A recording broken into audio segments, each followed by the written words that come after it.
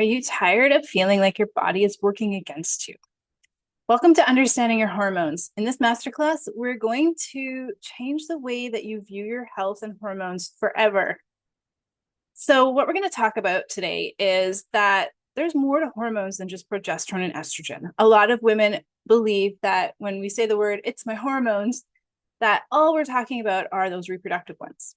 However, even with the reproductive hormones, there are so many other hormones that factor in and influence those hormones that we can't neglect to look at the big picture. There are two hormones that are actually more important than progesterone and estrogen that we're going to look at today, and those are cortisol and insulin. And I'm going to tell you a little bit more about why those are so crucial when it comes to balancing your hormones, especially as a woman after the age of about 30. And of course, being a holistic nutritionist, I am going to talk about how you can use your food as a very powerful tool to rebalance and maintain stable, harmonious hormones through perimenopause, into menopause, and beyond. So before we dive in, make sure you download your hormone imbalance checklist to see where your hormones are most out of whack and maybe which ones are actually doing okay, even though you thought or someone told you that they were a problem right now. So we're going to go back into Biology 101 and talk a little bit about what hormones actually are. Hormones are chemical messengers that essentially impact nearly every function in the body, from digestion, mental capacity, nervous system, immunity, stress response, metabolism, energy production, and of course, reproduction. Hormones essentially run the show. They are what your body listens to, looks for, uses to understand which processes to start, to stop, to speed up, to slow down, all of that. When it comes to energy production, which is near and dear to my heart, it is so important that we have balanced hormones because certain hormones are the key to turning up, revving up energy production inside your cells. As mentioned, a lot of women think about estrogen and progesterone, and to an extent now testosterone, as the hormones that need to be looked at, evaluated, tested for, especially once they hit like those 35, 40-year-old years where perimenopause might become a factor. But we need to look at cortisol, insulin, aldosterone, and thyroid hormones as well. And there are so many other ones that I'm not going to go into today because they all play a critical role in overall health. And when we talk about estrogen and progesterone, they are influenced by how much protein you eat, how many antioxidants you take in, how your water intake, your stress levels, how many eggs you eat. There are so many factors when it comes to estrogen and progesterone balance that I feel it is very short-sighted to only test for those hormones when you are in your perimenopause years and you're starting to feel some symptoms popping up like hot flashes, unexplained weight gain, fatigue, brain fog, and mood swings. I feel like there's a misconception that needs to be cleared up here. And that is that when a woman hits about age 35, 40, progesterone and estrogen start to decline. But so many women are focused on boosting these hormones, balancing these hormones, and taking birth control and hormone replacement therapy to reverse the decline of estrogen and progesterone. The fact is, it is very normal and very natural for estrogen and progesterone to decline. It's very stressful on the body to try and boost these or reverse that natural decline, especially if you don't have the right fuel, nutrients backing up the forced improvement that medications or supplements or other factors are trying to implement. Estrogen and progesterone naturally decline once you hit about 35, 40. This is normal. This is not something to fear or fix. When those hormonal imbalance symptoms that we know about and relate to reproductive health changes hit, they are typically related to other problems within the body, like poor hormone detox, inflammation, or stress. And quite often, the main problem behind all those is that we just simply are not getting the right fuel into our body to regulate those hormone regulating systems inside our bodies. There's a real risk with trying to maintain high levels of estrogen through your perimenopause years. And I know that a lot of women want to avoid hot flashes and weight gain and brain fog and fatigue. However, artificially, even though it's natural versus synthetic hormone replacement therapy, you're artificially trying to boost or maintain high estrogen. This can backfire on us. And there's a lot of research and statistics backing this up that talk about and show hormone replacement therapy increases our risk of breast cancer, uterine cysts and cancer, and other reproductive style cancers. The reason for this is that these cancers are known to be caused by higher levels of estrogen. One condition that women want to avoid in all years of life, and that's known as estrogen dominance, where estrogen is just simply too high in proportion to progesterone.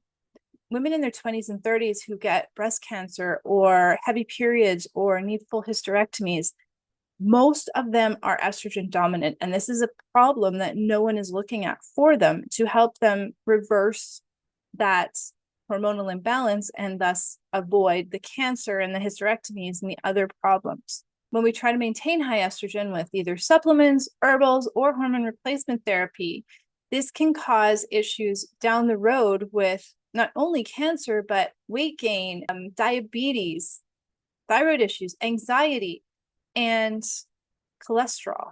Instead of solely focusing on estrogen and progesterone as you try to balance your hormones, or if you were in perimenopause and struggling, trying to maintain high levels of estrogen, the better option is to look at hormones as a holistic entity and find out why they are imbalanced in the first place. Estrogen and progesterone decline too rapidly in women, mainly due to nutrient deficiencies, nutrient gaps, and problems with stress and inflammation. A lot of the symptoms that have been related to that decline in estrogen and why a lot of women are put on hormone replacement therapy, like hot flashes, weight gain, brain fog, these are more likely to be related to poor hormone detoxification, and you've got dirty old hormones circulating your body, acting on your hormone receptors and triggering those symptoms. So by adding more artificial, like I said, either natural or synthetic, it's still artificial hormones to your body in this phase of life, you overload that detoxification system and potentially add more estrogen load to the body that it cannot handle. So what we really want to do in this phase of life is just to really understand what your hormones are, which ones are starting to become imbalanced, and create your own health blueprints so that you know exactly what you need to focus on in order to regulate your hormones. Well, I used to believe that my acne that came and went with my hormones, it started almost immediately when puberty hit. I used to think that that was just a skin issue. I thought it was just something that happened to my skin. I knew it was related to my hormones, yet I treated it as a skin issue with topicals and scrubs and facial peels and all of those things. And I also tried to get rid of it by avoiding sugar, avoiding chocolate, avoiding dairy, a few other foods in there, but that didn't work either. When I went on birth control to regulate my hormones, that did sort of help. My skin kind of cleared up to a point where I wasn't as embarrassed to go out in public, but it definitely wasn't great. And I was always on top of, or always worried about what was going to happen tomorrow, like what was going to erupt overnight.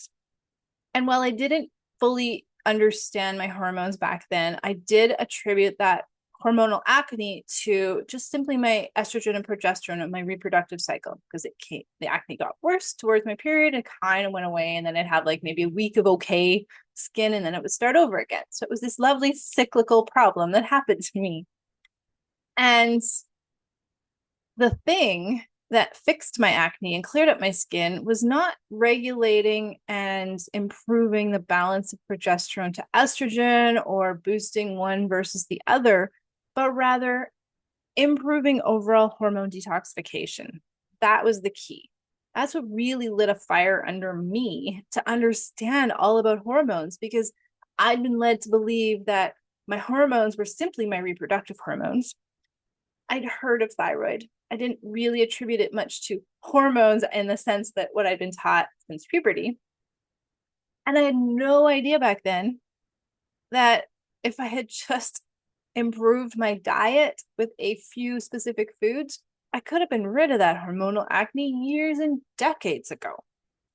However, it got me here today and it's fascinating. And so I'm really excited to share with you that hormones are this bigger picture ecosystem that we always need to keep in mind, that they work interconnectedly and intrinsically, and they feed off each other and they influence each other. So we need to understand our own health blueprint in order to start taking the right actions towards improving, regulating, and I hate to use the word, but fixing our hormonal and health issues. So I already mentioned it, but there are two game-changing hormones that are the ones that need the most focus right now in this phase of life. So if you're a woman over about 30 years old or over, 30 to 60, 30 to 70, I've helped women in all those decades figure out how to reverse hormonal issues. There's two hormones that we need to focus on most, and that's cortisol and insulin. So cortisol, most of us know by now, is the stress hormone, right? You've heard that. You've probably looked up burnout. You've probably looked up how to, regulate your stress, your cortisol levels. And we can go into that another time. That is another hormone that needs extra special care when we're trying to regulate it. However, for today's purposes, cortisol is the master hormone that will tell your body whether or not you're going to be able to make adequate, normal amounts of progesterone, testosterone, and estrogen. If cortisol is dysregulated in any way, those three hormones, especially progesterone, suffer. The reason for this is we've got cortisol, progesterone, estrogen, testosterone, DHEA, pregnenolone, and aldosterone, and a few other little factors in there. These are all your steroid hormones. They're created specifically with cholesterol. That is the backbone nutrient of all of these steroid hormones. Cortisol is at the top of the chain. So if anything is going on in your body, in your mind, in your emotional state, in your environment that is stressful, that's triggering your stress response between the brain and the adrenals, cortisol is going to do what it can to steal any type of fuel from the body that you take in, like cholesterol, magnesium, vitamin C, the B vitamins, there's so many, and it's going to use it up first. Cholesterol is key though, because if your stress response is stealing cholesterol away from the rest of the hormones downstream, like progesterone, estrogen, and testosterone, guess what? There's not enough left over to make progesterone, estrogen, and testosterone. This is when we start to feel hormonal imbalance symptoms. This is when we start to notice, perhaps on lab tests, that these hormones are too low. This is when we try to start boosting them with supplements, herbals, or potentially hormone replacement therapy. We have to be careful because we don't have the fuel to feed or create the hormones already. So if we try to boost it, that triggering booster doesn't have or give that cholesterol that those hormones need to be made. So we end up adding more stress to the body. And if we are lucky enough that a few more extra molecules of estrogen are made, then we can overtax that detoxification system, as I mentioned. So the main regulator of your hormones, your reproductive hormones, your period, your fertility, your moods, your energy, your metabolism, is cortisol. Now we have insulin. This is our other big guy hormone that impacts our health in so many ways. Insulin imbalances are related to unexplained stubborn weight gain, chronic fatigue, brain fog, random brand new aches and pains, headaches, anxiety, insomnia, waking up in the middle of the night around 2 or 3 and not being able to get back to sleep, crying spells, anger, low libido. Insulin imbalances can stem from cortisol dysregulation or stress response problems. So anytime your body is in a state of stress, and like I said, you might not feel stressed, but if your body feels it, if your mind subconsciously notices it, if you're emotionally stressed, toxins, this will trigger that stress response. That stress response's job is to protect the body. Its whole entire goal is to make sure that you stay safe. So fight or flight. or freeze. In that state of fight or flight, your body needs quick energy right now. So cortisol sends out these little signals to your muscle cells in your liver to convert stored glycogen or stored amino acids back into glucose. This is your quick burning energy that is great for like quick thinking, fast action movement, running away, fighting back, all that, and for protecting the body. So all of a sudden, all this glucose is flushed into your bloodstream to be used up as fight or flight. Ideally, if you're in a fight or flight situation, like maybe like a million years ago, you'd actually do that. But today, most of us in those stressful situations don't fight or flee. We simply sit and simmer and get mad and like, anger or go inward. We don't burn off that glucose. So that glucose circulates through your body. It triggers your pancreas to produce insulin for you. Insulin's job is to get that glucose out of the bloodstream as fast as possible because it's so inflammatory to the body. This is one of the reasons why high cholesterol happens. One, insulin's job is to take the glucose, move it from the blood, and take it into the cells. Except your cells at this point don't really need any. You're just sitting there. You're mad, you're upset, you're inward, but you're just sitting there. So there's nothing to use up that glucose. So then insulin takes all that glucose and shunts it to fat cells. That's weight gain. Now, the more often this happens and insulin's trying to move that glucose into your cells, the more your cells start to get really annoyed and put up a wall that says, hey, I've had enough of you. I'm shutting down my receptors. You cannot bring glucose to me anymore, insulin. I don't want to hear you. It's like an annoying salesperson that continuously knocks on your door every day. And finally, you're just like, I'm not even answering it anymore. I'm so annoyed. This is known as insulin resistance. And the more insulin resistance we have, the less likely glucose is going to be able to get into your cells to give and start creating energy for you. The brain primarily runs on glucose. It's really the only macronutrient that it uses. So not only do we have like resistance to insulin bringing glucose to your brain cells, so you start to get tired, you start to get foggy, you start to also struggle with inflammatory issues like poor sleep, and then aches and pains, headaches. So if we don't balance or address any cortisol or insulin issues right off the bat, efforts to balance progesterone and estrogen are going to be very ineffective. You might get a little bit of improvement, but overall, we need to focus on insulin and cortisol first. Dehydration is a bigger problem than women realize once they hit about 30, 35 years old. And when we're dehydrated, our cells lose the natural shape. So receptors are no longer as available to a lot of our hormones. The health of your cells is really the most important part of whether or not your hormones are going to be able to do their jobs. So we can't neglect this part either.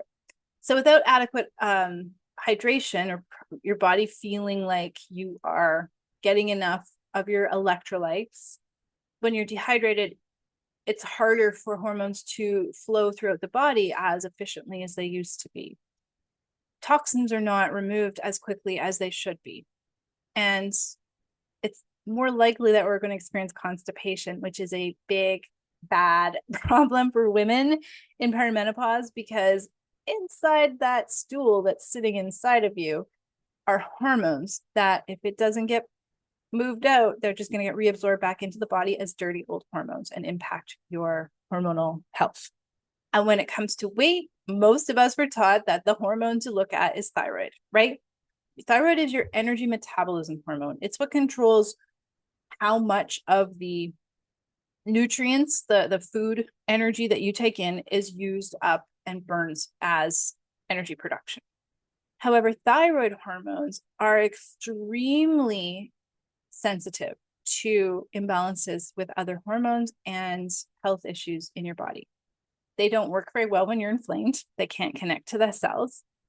High levels of estrogen or too much estrogen, be it dirty or good, fresh, new estrogen, block thyroid hormone from doing its job. Excessive amounts of proteins in the blood can prevent thyroid hormones from getting to the cells it needs to get to.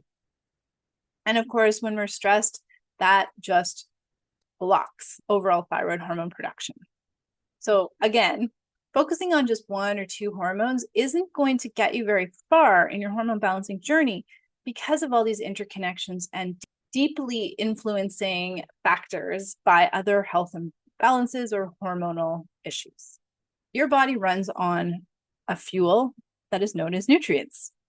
Therefore, you need to consume the right combination of nutrients in order to regulate, balance, and maintain healthy hormone status for life. And the right fuel in the right combinations can completely reverse hormonal symptoms quite quickly too, if you figured out how to eat to balance your hormones.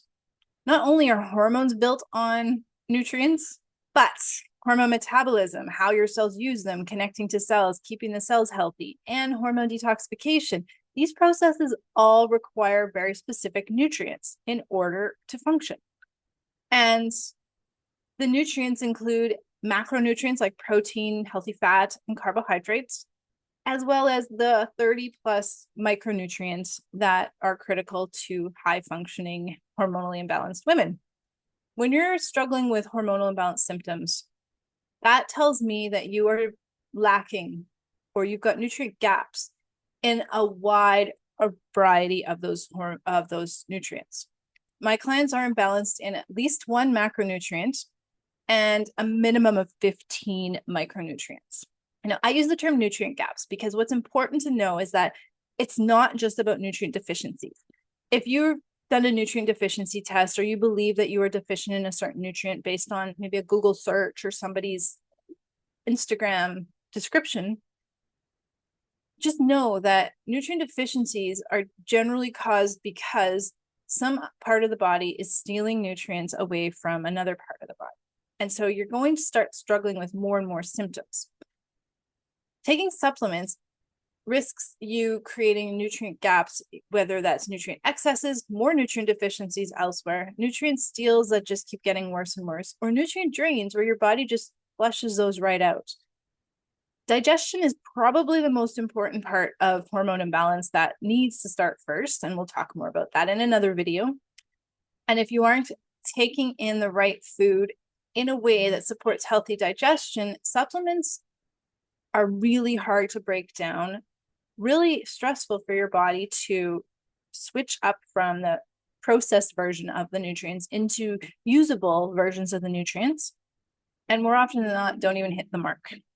93% of supplements are ineffective. So if your diet isn't already in alignment with your health blueprint to ensure that you're getting what you need to reverse any imbalances you're struggling with or symptoms, supplements aren't going to do a lot for you. It's really important to make sure you're taking in nutrients that your body can use, especially right now when you're struggling with hormonal imbalances and health conditions. Your body is not in a state where it's able to easily and effortlessly absorb or take in and break down supplements, even powders. To balance hormones properly, we need to start with the full spectrum of nutrients. And that includes magnesium, your B vitamins, healthy fats like omega-3s, as well as good quality protein, antioxidants, and fiber.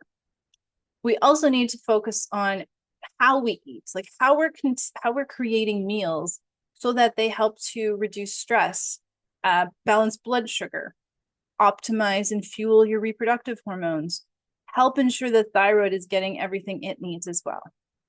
This is where your quick start guide to nutrient dense foods comes in. You can start using it to incorporate new foods into your daily meals for a powerful impact on your hormones.